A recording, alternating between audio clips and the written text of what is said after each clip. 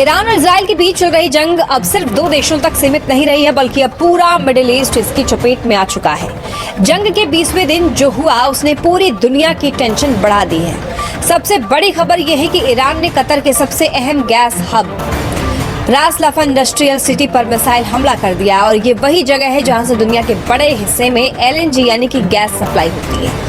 इस हमले के बाद वहां आग लग गई और भारी नुकसान की खबर सामने आई है।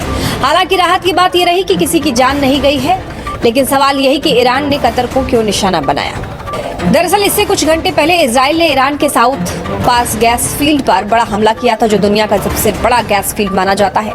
यानी ये पूरी तरीके से अटैक का जवाब अटैक वाली स्थिति बन गई है।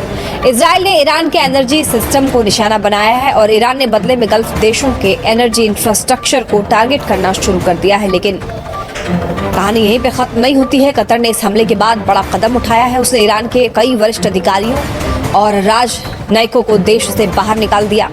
24 घंटे के अंदर अंदर देश छोड़ने का आदेश दिया गया। इसका मतलब यही है कि अब ये सिर्फ मिलिट्री कॉन्फ्लिक्ट नहीं है, बल्कि डिप्लोमेटिक लेवल पर भी टकराव तेज हो चुका है। ईरान ने यह साफ चेतावनी दी है कि गल्फ के तेल और गैस ठिकाने अब उसके लेजिटिमेट टारगेट्स हैं। इसके बाद कतर, सऊदी अरब और UAE जैसे देशों में कई जगहों को खाली कराया गया है, क्योंकि किसी भी समय हमला हो सकता है। अब इसका असर देखिए सिर्फ मिडिल ईस्ट तक सीमित नहीं है। इस पूरे तनाव का असर दुनिया की इकोनॉमी पर भी पड़ रहा है। तेल की कीमतें तेजी से बढ़ रही हैं, सप्लाई चेन प्रभावित हो रही है और ग्लोबल मार्केट में अनसर्टेनिटी बढ़ती जा रही है। और खतरनाक बात यह भी है कि अब इस जंग में अमेरिका भी इनडायरेक्टली शामिल होता हुआ दिख रहा है। अमेरिकी राष्ट्रपति ने साफ चेतावनी दी है, अगर कतर पर हमला हुआ तो ईरान को भारी कीमत चुकानी पड़ेगी।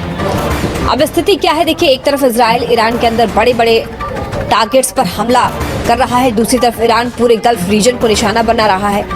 ये जंग अब लोकल कॉन्फ्लिक्ट नहीं रही है, धीरे धीरे एक रीजनल वॉर बनती हुई दिखाई दे रही है। इससे कई देश इसमें शामिल हो सकते हैं और कई देश प्रभावित हो रहे हैं। पाकिस्तान और अफगानिस्तान के बीच तनाव अब खतरनाक मोड़ पर पहुंचता दिखाई दे रहा है। एक तरफ पाकिस्तान ने अफगानिस्तान में हवाई हमले किए, तो दूसरी ओर तालिबान अब खुलकर बदले की बात कर रहा है। जिस तालिबान को पाकिस्तान ने कभी अपना बच्चा समझा था, आज वही तालिबान पाकिस्तान को निगलने की तैयारी में है। पाकिस्तान ने अफगानिस्तान के अस्पतालों और आम नागरिकों पर हवाई हमले क्या किए। तालिबान ने अब इंतकाम की कसम खा ली है, लेकिन ये इंतकाम सिर्फ बंदूकों से नहीं, बल्कि पाकिस्तान की नब्ज दबा कर लिया जा रहा है। अफगानिस्तान के पास पाकिस्तान की ऐसी 3 लाइफलाइन हैं, जिन्हें अगर तालिबान ने काट दिया तो पाकिस्तान का हुक्का पानी पूरी तरह से बंद हो जाएगा। आगे इस वीडियो हम इन 3 लाइफलाइंस और तालिबान के उस खौफनाक प्लान को डिकोड करेंगे, जिसने जिन्ना के देश में हड़कंप मचा दिया है। तो पाकिस्तान ने काबुल के एक अस्पताल और रिहायशी इलाकों पर हवाई हमले किए। इस हमले ने तालिबान को आग बबूला कर दिया है।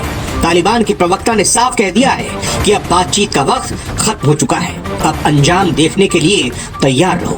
तालिबान ने अपनी कसम को अमली जामा पहनाना भी शुरू कर दिया है। ड्यूरेंट लाइन पर भारी सैन्य तैनाती हो चुकी है, लेकिन तालिबान जानता है कि पाकिस्तान को हराने के लिए सिर्फ गोली नहीं, बल्कि उसकी जड़ों पर प्रहार करना होगा। और यहीं से शुरू होती है लाइफलाइन काटने की कहानी। आज तक की रिपोर्ट में खुलासा हुआ है कि पाकिस्तान की गर्दन अफगानिस्तान के हाथ में कैसे है। तो आइए जानिए पाकिस्तान की 3 बड़ी लाइफलाइन कौन सी है। पहली, पानी की चाबी, काबुल रिवर। पाकिस्तान के एक बड़े हिस्से को पानी देने वाली काबुल नदी अफगानिस्तान से आती है। तालिबान ने संकेत दिए हैं कि वो इस पर बड़े बांध बनाकर पाकिस्तान का पानी रोक सकता है। अगर ऐसा हुआ तो पाकिस्तान के पंजाब और खैबर पख्तूनख्वा में अकाल पड़ जाएगा।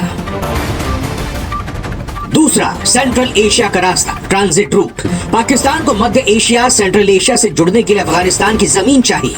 तालिबान ने इस रास्ते को बंद करने की धमकी दी है। इससे पाकिस्तान का सारा व्यापार और गैस पाइपलाइन का सपना मिट्टी में मिल जाएगा। तीसरा, बिजली का संकट। पाकिस्तान की बिजली की जरूरतों के लिए अफगानिस्तान के रास्ते आने वाली लाइनें बहुत अहम हैं। अगर तालिबान ने स्विच ऑफ कर दिया तो पूरा पाकिस्तान अंधेरे में डूब जाएगा। पाकिस्तान आज उस मोड़ पर खड़ा है जहां वो अपने ही बनाए हुए जाल में फंस गया है। एक तरफ महंगाई और कंगाली है और दूसरी ओर तालिबान जैसे जिद्दी दुश्मन। अगर तालिबान ने अपनी ये 3 लाइफलाइन काट दी तो पाकिस्तान की सेना क्या, उसकी पूरी व्यवस्था ढह जाएगी। विशेषज्ञों का कहना है कि पाकिस्तान ने काबुल में जो कुछ किया उसकी कीमत उसे दशकों तक चुकानी पड़ सकती है।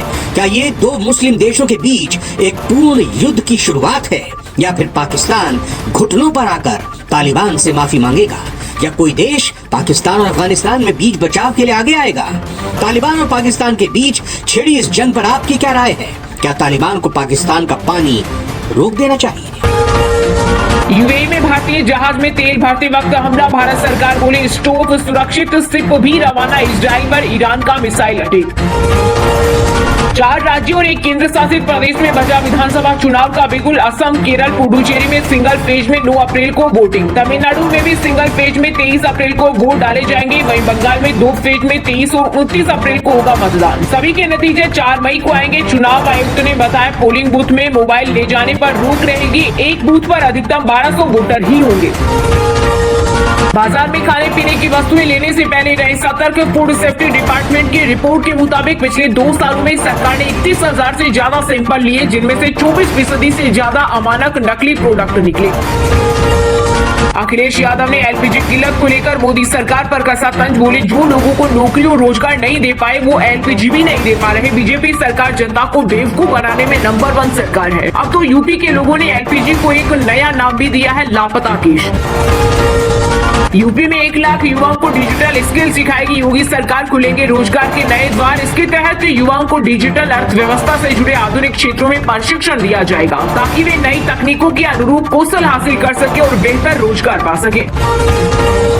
मिडिल ईस्ट जंग के चलते भारत ने उठाया बड़ा कदम। फारस की खाड़ी के पास भारतीय नौसेना तैनात। ये जहाज स्ट्रेट ऑफ हॉर्मुज से गुजरने वाले भारतीय व्यापारिक जहाजों और नाविकों की सुरक्षा सुनिश्चित करेंगे। हरियाणा में बेटियों की शादी पर पहले सिलेंडर मिलेंगे। सैनी सरकार ने बनाई कमेटी। ये कमेटी गैस का स्टॉक देखेगी। अस्पताल स्कूलों में कमी नहीं रहने देने के आदेश। बच्चों का हत्यारा नेतन्याहू जिंदा है तो ढूंढ कर मारेंगे। आईआरजीसी ने इजरायली पीएम को दी खुली धमकी, कहा अगर नेतन्याहू जिंदा है तो हम उसका पीछा करना जारी रखेंगे। तेलंगाना में 100 आवारा कुत्तों के जहरीले इंजेक्शन देकर हत्या। जनवरी से अब तक 1200 कुत्ते मारे गए। नेताओं ने पंचायत चुनाव में इसका वादा किया था।